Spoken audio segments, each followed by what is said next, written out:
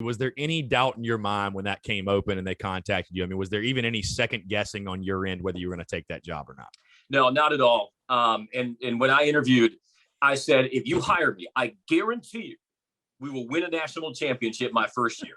No, I didn't say that, but no, it was, I had really just developed such a fondness with the community and university, and it meshed so well with the people there that you still hold those feelings dear to you. And so when that job came open, yeah, it didn't require a whole lot of thought to know that I wanted to put my name in the ring for it.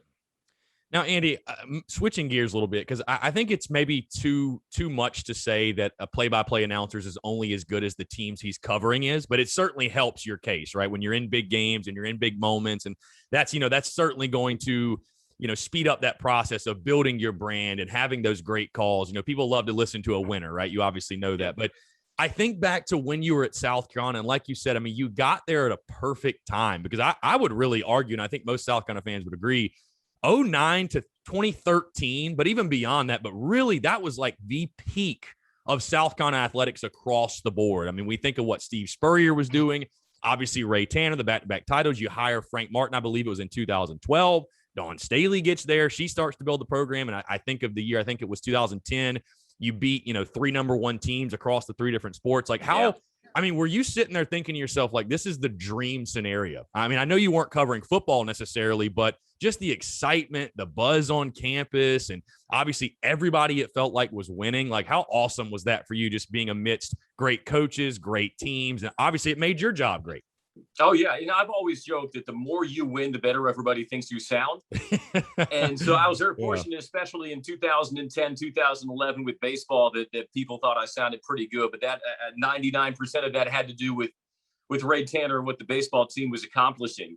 Yeah, that was an unbelievable period of prosperity with South Carolina athletics. And, it made you really excited to wake up knowing there was a game, whether it was at Williams-Brice or Colonial Life Arena or Founders Park. It was just a great time to be affiliated with the athletic department, knowing that South Carolina was emerging into a national power and a nationally recognized brand across so many sports. It made you very grateful that you could be part of that. No question.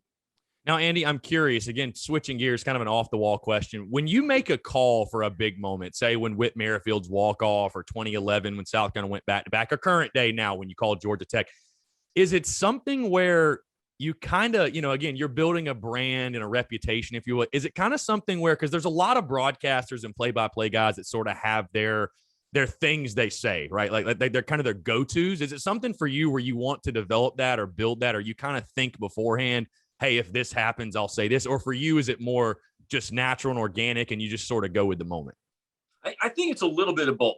My mind is always going. And so even if I'm just like walking around or running or doing some errand, I might have some idea of how I want to describe a moment. If it's a dunk or if it's a home run, and just put a creative flourish on it. And I'll jot it down in a book that I always keep on my person. And you have those in your back pocket. And when that right moment arrives during a broadcast, you hope that it triggers something in your mind where you're able to reach out and use that. So in that sense, sometimes you have these things preloaded in the back of your mind. But then there are those moments in the game that just come organically. And you'd referenced Witt's walk-off in Omaha. And I've been asked, did you think of that call beforehand?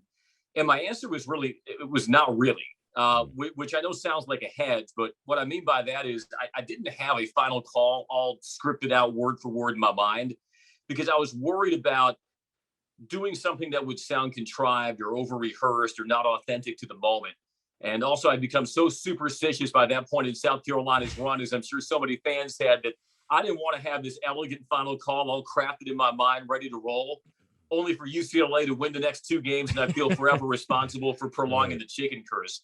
So in that one in particular, the only vague idea I had in my mind was something about a wait being over, but that was as much thought as I'd put into it. And then that moment arrives where Scott Wingo's crossing home plate, and I blurt out, the game is over, because I'm in disbelief like everybody else that, oh my gosh, South Carolina just won the doggone thing. And some synapse then fired off in my brain, which said, hey, dummy, the game isn't just over. The wait is over.